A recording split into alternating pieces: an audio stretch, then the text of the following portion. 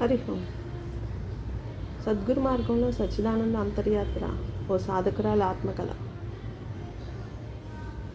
సద్గురువు అంటే ఎవరు? మాతృదేవోభవ, పితృదేవోభవ, ఆచార్య దేవోభవ, అతిథి దేవోభవ. దైవాన్ని తొలిగా తల్లిదండ్రుల్లోనే దర్శించాలి, ఆ తర్వాత గురువుల్లో దర్శించాలి, ఆ తర్వాత ప్రతి ఒక్కరిలోని దైవాన్ని దర్శించాలి. అది మనకు వేదం నేర్పిన సంస్కారం. సద్గురుతత్వం ఉన్న అంతా కూడా చిన్నతనం నుంచి అలవర్చుకోవాలి. వీరే తల్లిదండ్రులు.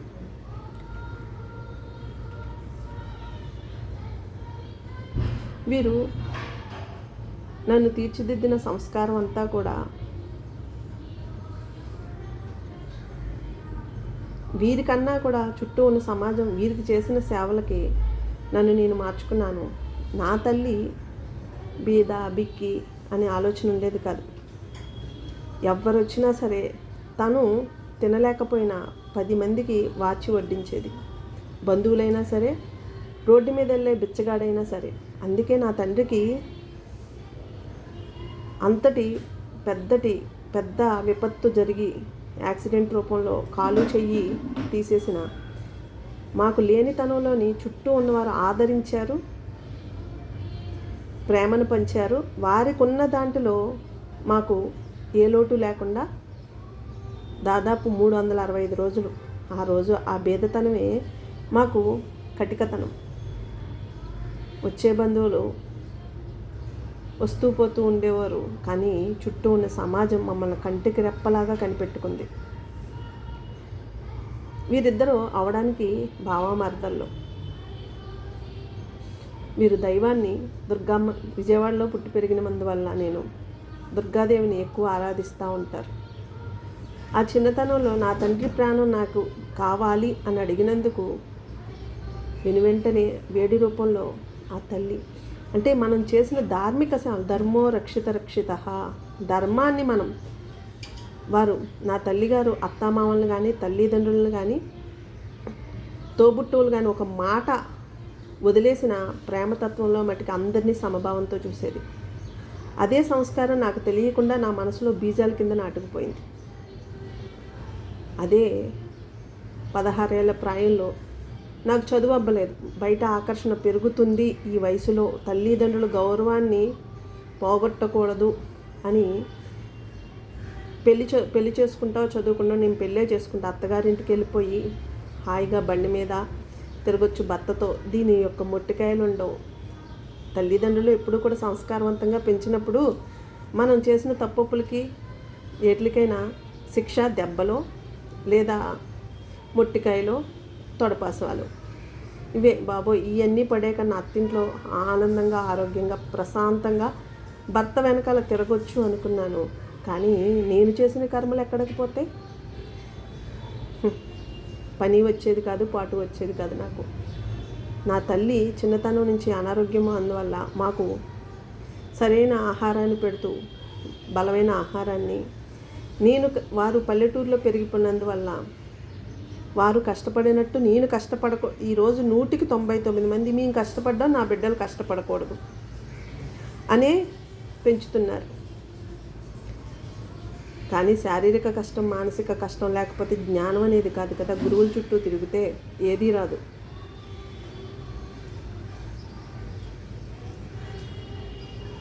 అలా పెంచుతూ వీరి చెల్లెలు తిరుమలమ్మ తిరుపతిలో ఉంటారు. ఆవిడ పడిన కష్టంలోని ఆవిడ దగ్గర ఉన్న ప్రేమని వీళ్ళందరి నుంచి నేర్చుకున్న సంస్కారాన్ని అత్తింట్లో అందరినీ సమభావంతో చూడటం, ఉన్నది నలుగురికి పెట్టడం, వారి గురించి ఆలోచించి నాకు నేనుగా చూసుకోకపోవడం జరిగేది. కానీ నేను చేసిన కర్మలు వెంటాడుతూనే ఉంటాయి కదా. మనం చేసిన కర్మలు ఎక్కడుంటాయి? ఇంట్లో కోడళ్ళ ద్వారా, కొడుకుల ద్వారా, అత్తమామల ద్వారా, ఆడబడుచుల ద్వారా, భార్య ద్వారా, భర్త ద్వారా, అలా మనం గత జన్మలో చేసిన కర్మలు ఈ భూమి మీద అనుభవించి తీరాల్సిందే. అప్పుడు దైవమా నువ్వే దిక్కు, దేవుడా నువ్వే దిక్కు, గురువా నువ్వే దిక్కు అంటే ఎవ్వరూ మనల్ని తట్టిలేపరు. మనం ఎదురుగుండా ఉన్న యోగ్యత గల వారిని చూసి గ్రహించి వారి యొక్క జీవన విధానం అనుసరిస్తే మనకి పంచిభూతాలు ఎప్పుడూ తోడుగా ఉంటాయి. ప్రకృతి ఎప్పుడూ కూడా చెడు ఆలోచన చేయకోకుండా తట్టి లేపుతూ ఉంటాయి. ఇంకా అత్తింట్లో పడిన కష్టాల గురించి నాకు ఈదులో పెట్టడం ఇష్టం లేదు. ఏంటంటే ఎవరైనా తెలిసి తెలియక చేస్తూ ఉంటారు. వారిని బాధపెట్టి నేను ఇప్పుడేం పాముకుంటాను, నేను చేసుకున్న కర్మలకు ఫలితం ఏనాటికైనా అనుభవించాల్సిందే, నేను చేసిన కర్మలకు ఫలితం ఈనాడు అనుభవిస్తున్నానని గ్రహించి మహాత్ముల చేత గీతా మకరం, రామకృష్ణ పరమహంస జీవిత చరిత్ర అలా అనేక గ్రంథాలు చదివి ప్రతిదాన్ని అవపోసన పట్టి వారి యొక్క జీవితమే నేనుగా మారాను. నేను అనే శరీరం భావం నుంచి బయటపడ్డాను. ఇంకా నా బిడ్డలకి ఈ సమాజంలో వారిలాగా జీవించడం ఇష్టం లేక, నా పిల్లల్ని అలా పెంచి పోషించలేక జ్ఞానాన్ని, కష్టాన్ని, బాధని అర్థమయ్యేటట్టు చెప్తూ పెంచి పోషించాను. కానీ ఆ చిన్న వయసులో నేను తీసుకున్నట్టు అందరూ తీసుకుంటారనే లేదుగా. చుట్టూ ఉన్న చెడే ఎక్కువ ఆకర్షితులు అవుతుంది, మంచి అనేది గ్రహించలేకుండా ఉంటారు.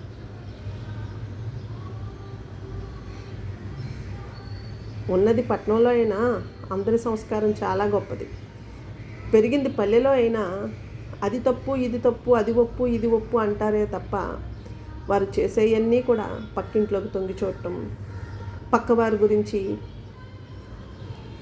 చర్చించుకోవడం, ఇరుగమ్మ పొరుగమ్మ కౌరులు చెప్పుకోవడం ఎక్కువ. కానీ పట్టణాల్లో అలాంటివి ఉండవు. ఎవరి పనిలో వాళ్ళు పడి కొట్టుకుపోతూ ఉంటారు. అలాగని అది తప్పు, ఇది ఒప్పు అన్ను. అక్కడ కష్టపడే శరీరం ఉంటే ఇక్కడ ప్రాకులాడే మనసు ఉంటుంది వారిలాగా కానీ ఈరోజు పట్టణాలు పల్లెలు కూడా ఒకేలాగా తయారైనవి. ఒకేలాగా ఎందుకు తయారైనవి? తల్లిదండ్రుల యొక్క మానసిక స్థితి ఆడదాని మగవాడి కింద జీవిస్తూ కాట్ల కుక్కల్లాగా దెబ్బలాడుకుంటూ అన్యోన్యమైన జీవితం లేకోకుండా మొగుడు పిల్లల మధ్య ధనమే శాశ్వతం అనుకుని దాసోహం అవుతూ బిడ్డల్ని ఎంజాయ్మెంట్ అనే పేరుతోటి బయట తినుబండరాలకి, బయట వ్యవహారాలకి నడిపిస్తున్నారు. కానీ వారి శరీరాలు త్వరగా అనారోగ్యం అవుతే డాక్టర్ల దగ్గరికి పరిగెడుతున్నారే కానీ లోపం మనలోనే ఉంది. మనం పెంచే పెంపకంలో, మనం మాట్లాడే మాటలో, మనం చూసే సంస్కారంలో ఉందని గ్రహిస్తున్నారా? లేదు. ఎవ్వరూ లేకోకుండా ఒంటరిగా బతకాలనుకుంటారు. ఎవరైనా వస్తే అడ్డుగా ఉన్నారనుకుని అలసిపోతున్నాం, సొలసిపోతున్నాం అని ఒకరినొకరు కాట్ల కుక్కల్లాగా దెబ్బలాడుకుంటారు.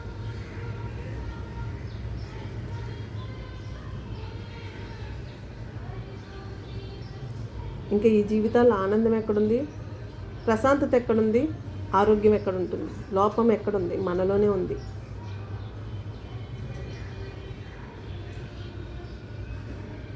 బిడ్డలకి ఎంతో ఉన్నతమైన భావాలు పెంచుతూ ఇది సంస్కారం అని చెప్తే ఈనాడు గ్రహించలేక మా అమ్మకు ఒత్తిడి పెరిగిపోయింది కష్టం పడి పడి అని అపోహలో వారున్నారో, లేదా నేను అపోహలో జీవించాను. కలిలో ధర్మో రక్షిత రక్షిత అంటూ ధర్మం ఒక పాదంలో మీదే నడుస్తుంది అని చెప్పారు. అది సత్యం. 100కి 100 పాళ్ళు అదే నా జీవితం.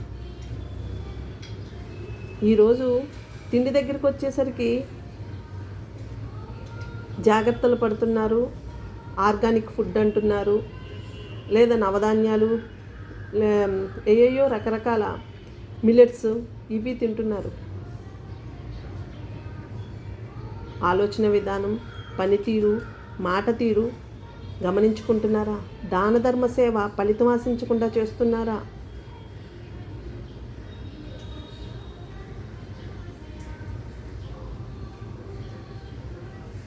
అది చేసిన రోజు మనంగా మన బిడ్డల యోగక్షేమాలుగా పెంచిన వారం అవుతాం, ఆరోగ్యంతో తీర్చిదిద్దిన వారం అవుతాం. అవి ఇవ్వాలే తప్ప డబ్బునిచ్చేసి ధనాన్ని పెంచేసి బిడ్డల్ని చదువులు చదివించేస్తే సంస్కారం రాదు. మనలోనే లేదు, ఇంకా వారికే వస్తుంది.